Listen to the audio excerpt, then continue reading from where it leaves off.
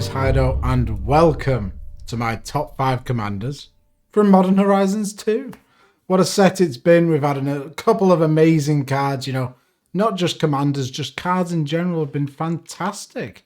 It really has been quite the set. And look at this lovely logo. Wow, isn't it nice? Is it worth paying the money for? No, I don't personally think it is. It is a really, really awesome set, but it's too expensive. Just pick up secondary cards, you know. Don't go buying boxes, although you probably have at this point. But that's just my 2 cents. If you would like these videos, please do subscribe. I'm going to be making one for every single legendary creature, and then one for every single set, telling you my favourite legendary creatures in them. Without further ado, let's have a look at my top 5 for Modern Horizons 2. And at number 5, we've got Lotus Cryptozoologist. He's a green and a blue for a 1/2 Snake Elf Scout. Whenever another non-token creature enters the battlefield under your control, investigate, which means you create a clue token that you can sacrifice to draw a card. Then you can tap, sacrifice X clues. Target opponent reveals the top X cards of their library. You may put a non-land permanent card with mana value X or less from among them onto the battlefield under your control. That player puts the rest on the bottom of the library in a random order. The thing I really like about this commander is it is a different direction for green and blue. The whole stealing things from your opponent, not really that explored in green and blue. Yes, making token copies or copies of something, that's been explored, but this is specifically stealing things. And I love the flavour of the investigating. You know, you're looking for those clues. You found the clue. Ah, my God, I've got an Ulamog. Or something similar. A couple of the cards that go really well with this. Erdwall Illuminator, 2 mana for a 1/3 with flying. Whenever you investigate for the first time each turn, investigate an additional time. These sort of cards are great, you know. They're exactly what you want for this deck because, you know, we're going to be doing a lot of investigating. But the fact that this is a card, you'd never play this in any other EDH deck, but this gives it a home, and I love that to bits. Then we've got Shrieking Drake, 1 blue for a Summon Drake with a 1/1 with flying, and when it comes into play, return a creature you control to its owner's hand. So what are we going to return? Well, itself. We're just going to play a blue, bounce it, get a clue over and over and over again. Just make as many clues as you have blue mana. Blue's clues. Ha ha ha ha ha ha. Anyway, another cool card for this is Argent Sphinx. 4 mana for a 4/3 with flying and Metalcraft. Pay a blue, exile it, and return it to the battlefield under your control at the beginning of the next end step. Activate this ability only if you control 3 or more artifacts. So the whole Metalcraft sort of theme is really cool, you know, because all of your tokens are metal artifacts. And this is a cool direction you could go down, you know. And when it enters the battlefield, we're going to get another metal. Which brings me on to Submerge. 5 mana for an instant. If an opponent controls a forest and you control an island, you may play Submerge without paying its mana cost. Put target creature on top of its owner's library. So this is a great card to use, you know. You can put a big threat on top of your opponent's library and then just steal it with your commander. And the possibility is that you're going to be casting this for free because I'm going to have an island. Are you going to have a forest? Oh, yes. Oh, great. We get to cast this wonderful card, which, you know, I love the artwork. That's absolutely fantastic. Really works in the deck. And it's another card that you wouldn't particularly put in other decks. Speaking of which, Metamorphose, 2 mana for an instant. Put target permanent and opponent controls on top of its owner's library. That opponent may put an artifact, creature, enchantment, or land card from his or her hand into play. That's a big risk, but it's great when it works. You know, this big sliver here has just been put on top of the library, and then we get to steal it with our kind. And the fact that it's permanent is brilliant. You know, we can do this on Planeswalkers, a big enchantment that's a threat, and then steal it with our commander. Works exceptionally well. Then, finally, on this sort of artifact sub-theme, Thoughtcast, 5 mana for a sorcery with affinity for artifacts, so it costs 1 less for each artifact I control. Draw 2 cards. This is a great card that just works really well with this deck. And it's pretty goddamn good. On that, Modern Horizons 2, there was the Thought Monitor, I think it was. There's basically the creature version of this. So not only are you going to be drawing 2 cards from that entering, but as it's a creature, you'll also get a clue token as well. Really, really nice. Which brings me on to my number 4 pick. And dear God, I am not really willing to try and say this name again. It's long. It's very, very long. It's long.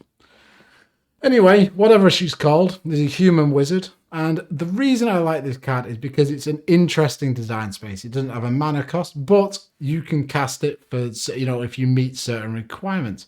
So as long as you've discarded a card this turn, you may pay a black or a red to cast this spell. When this card enters the battlefield, you may search your library for a card named the Underworld Cookbook. Reveal it, put it into your hand, then shuffle. Then you can sacrifice 2 foods. Target creature deals 6 damage to itself. And it's a 3/3. So, bunch of stuff going on here. It's all about discard and, we can deal a bit of damage. It's just so cool, and it just leads to some interesting deck building decisions. So the Underworld Cookbook, 1 generic for an artifact. You can discard a card, create a food token. So synergizes with our commander. And I love the fact that you can pluck this out of your deck. You're always going to have this piece with the deck that works fantastically with it. And then you can pay 4, tap it, sacrifice the Underworld Cookbook, return target creature card from your graveyard to your hand. So again, that works excellently. We're going to be maybe cycling cards, getting them into our graveyard because cycling discards it. And then we can rebuy a big threat later. But one of the ways I'd like to build this is with wheel effects, like Wheel of Fortune. 3 mana for a sorcery, each player discards their hand and draws 7 cards. Absolutely wonderful. We're going to refill our hand, we've splurged it, cycling and doing all sorts of stuff. And then we can take advantage of effects like Waste Not. 2 mana for an enchantment. Whenever an opponent discards a creature card, creates a 2/2 black zombie creature token. Whenever an opponent discards a land card, make 2 black. And whenever an opponent discards a non-creature, non-land card, draw a card. So we can get absolutely tons of value from all of this discard shenanigans. It just works wonderfully. And then why don't we put some flavor into this food-based deck with things like Just Dessert. 2 mana for an instant. Just Dessert deals pi damage to target creature. Pi is a ratio of a circle's circumference to its diameter. It's a smidgen over 3, so it's like 3.14152, something like that. And the artwork is all about food, which brings me on to Foot Bottom Feast, a more legal card in Commander. Although, if people are complaining about you playing Just Desserts, they are miserable. Absolutely foul, miserable creatures. 3 mana for an instant. Put any number of tag creature cards from your graveyard on top of your library. Draw a card, which works absolutely fantastically with cycling. It allows you to cycle over and over again, get all those discard triggers. Archfiend of Ifnir. 5 mana for a demon, with flying. Whenever you cycle or discard another card, put a -1/-1 counter on each creature your opponents control. And then cycling, which is 2, discard this card, draw a card. It's a 5/4. So, cycling, it's the best mechanic ever printed. It's undeniable at this point. I think I've proven beyond a shadow of a doubt you can put it in every deck. And this just works wonderfully with our commander. We just, if you had a Street Wraith, you can cycle Street Wraith for 2 life, cast our commander turn 1. Like, what more do you want? Then, in at number 3, slightly different sort of idea, we've got Chatterfang, Squirrel General. 3 mana for a legendary creature, Squirrel Warrior. It's a 3/3 with forest work, which means it can't be blocked if defending player controls a forest. Then, if 1 or more tokens will be created under your control, those tokens plus that many 1/1 green squirrel creature tokens are created instead. And you can pay a black, sacrifice X squirrels, target creature gets +X, -X until end of turn. This does everything. It's removal, it's doubling your tokens, it's evasive threat, it's cheap, it's a sacrifice outlet. It just does everything you want in a Golgari deck. And as I'm a Golgari boy, despite this hideous orange jumper, it is a really, really cool commander. And, squirrels, I don't like tribal decks, personally. I really do not enjoy them. But this has enough going on in every other different direction that you can play it in such a large variety of ways. One of the best cards for it is Pitiless Plunderer. 4 mana for a 1/4. Whenever another creature you control dies, create a colorless treasure artifact token with tap, sacrifice this artifact, add 1 mana of any color to your mana pool. So this goes infinite with our, squirrely boy, because you can, if you have 2 tokens, squirrels, you pay a black, sacrifice 1 to make a treasure token, which makes another squirrel. You target one of your other squirrels, that dies, create another token, use that token, infinite mana, infinite death, infinite everything. And then if we're going to be infinitely dying, Grave Pact is a great card for this. This fact that it's just pay 1 black and you can sacrifice any number of squirrels is just so impactful, because they were things like Grave Pact, 4 mana, whenever a creature controls dies, each other player sacrifices a creature. So for 1 black, we could sacrifice 5 squirrels, and then our opponents have to sacrifice 5 creatures each. It's just amazingly, amazingly powerful. Then, one of my favourite cards ever, Tombstone Stairwell. Look at the art on this. It just looks fantastic. 4 mana for an enchant world with cumulative upkeep of 2 mana. During each upkeep, each player puts into play a Tombstone token for each summon card in his or her graveyard.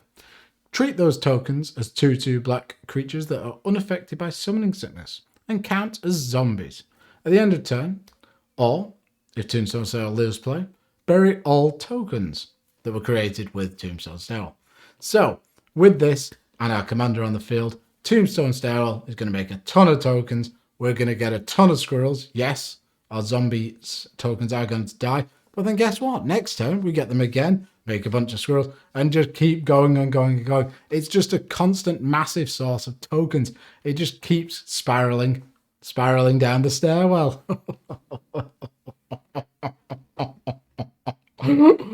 Yeah.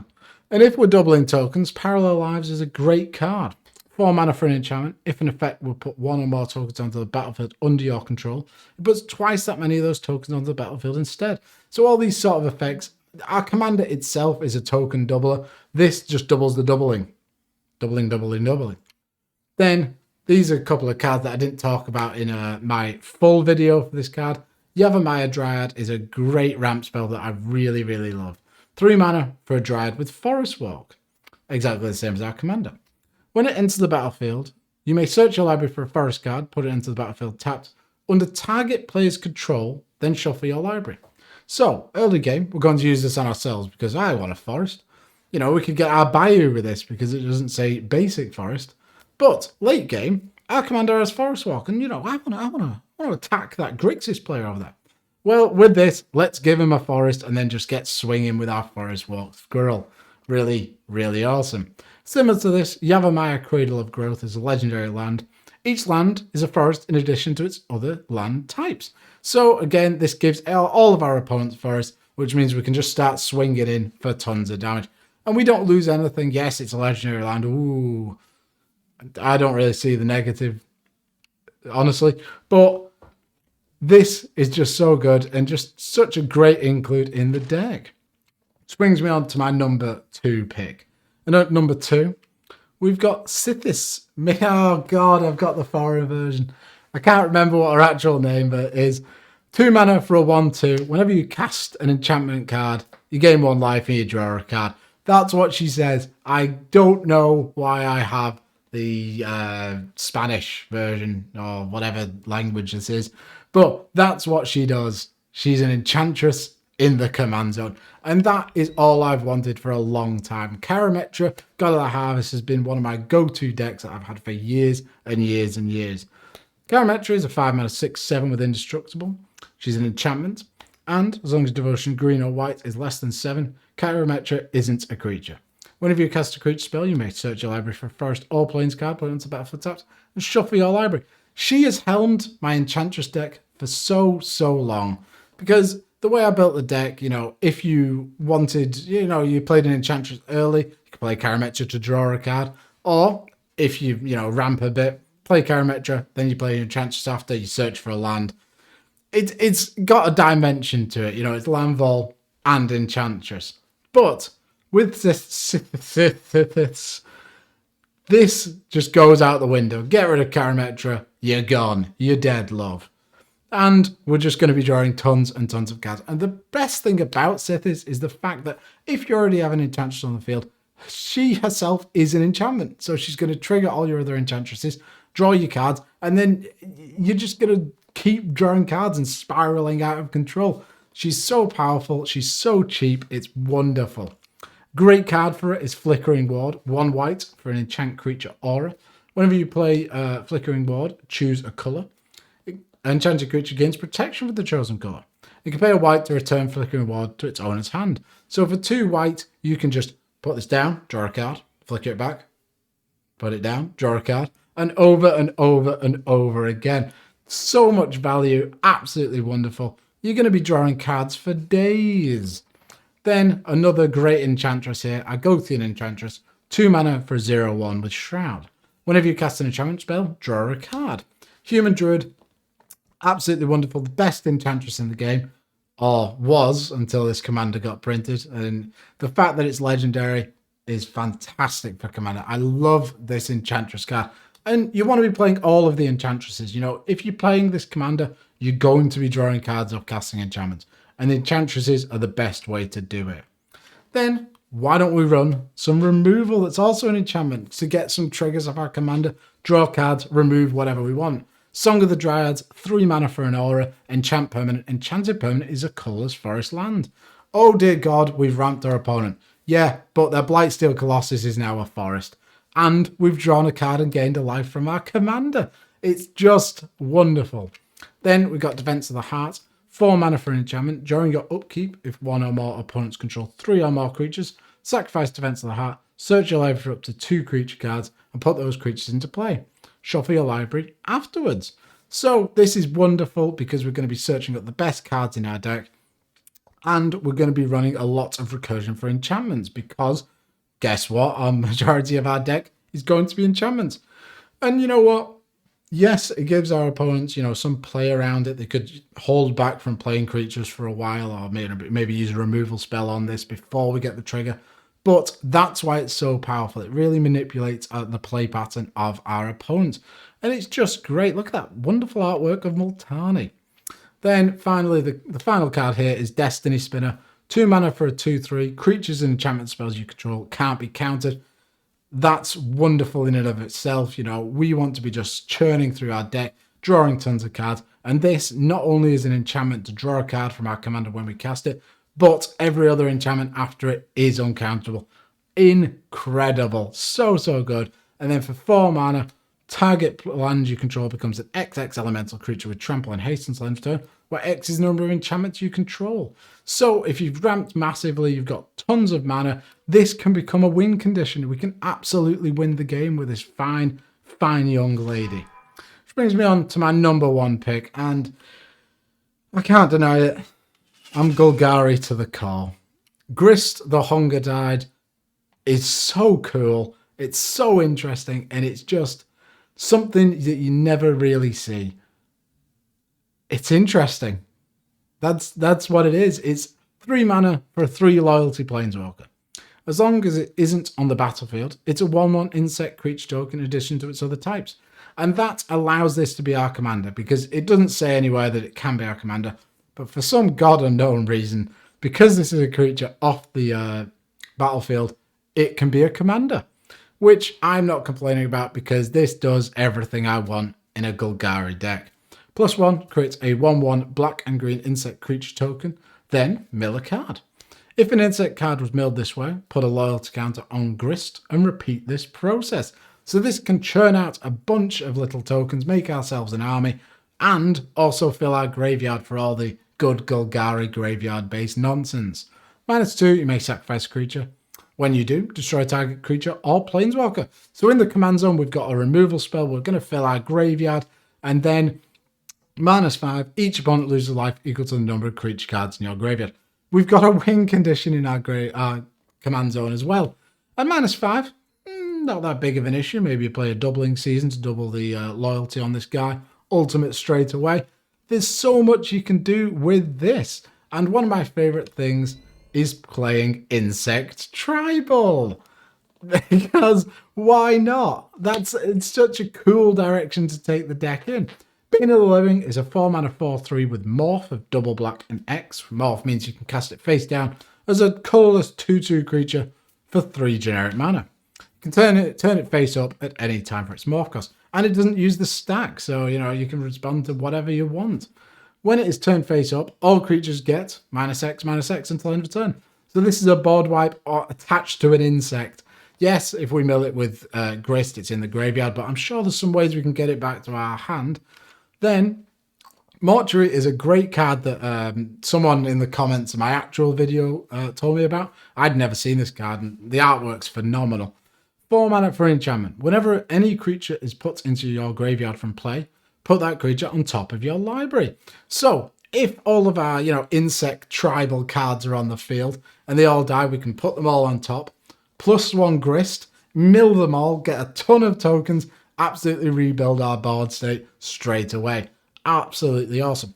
One note is that Grist, when it dies as a planeswalker, so you wouldn't be able to put it onto the top of your deck, because on the battlefield it is just a planeswalker. It's just in every other zone that it's a creature. Then another great insect tribal card, Giant Adderphage, 7 mana for a 7/7 with trample. Whenever it deals combat damage to a player, create a token that's a copy of Giant Adderphage. This is what you want to see, just insects becoming more and more insects, splitting off. This is the sort of mythic that I absolutely love, absolutely tons of value, really, really like it. Then we've got Unearth. It has cycling. Who would have thought I would have liked this card? 1 black for a sorcery. Return target creature card with converted mana cost 3 or less from your graveyard to the battlefield. So, why is this in the deck? Well, our commander is a 3/3 creature in the graveyard. So, Unearth can reanimate it. And in a pinch, you can cycle it away to draw a card. Wonderful. Then, what else can we reanimate? Well, Splinter Fright, one of my other favourite cards ever. 3 mana for a Star with trample. Its power and toughness are each equal to the number of creature cards in your graveyard. At the beginning of your upkeep, put the top 2 cards of your library into your graveyard. So this fills our graveyard. It becomes really big thanks to, a milling of our commander and stuff like that. And then it can deal a ton of damage by just ploughing in. And that constant mill putting creatures into our graveyard is wonderful with our commander's last ability, the ultimate, to deal loads of damage to our opponents. Then Jarl Golgari Lichlord. Double black, double green for a 2/2. My very first commander, and the root cause of my love of Golgari.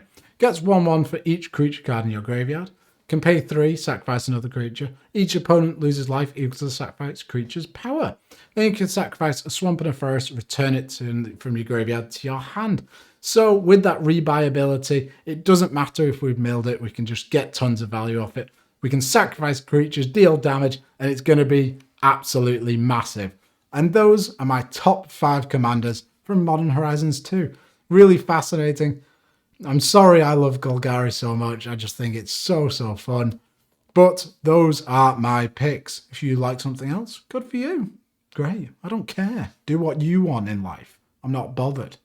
Thank you very much for watching. If you like this, please do subscribe, comment, like, all that sort of stuff. And I'll see you around. Bye.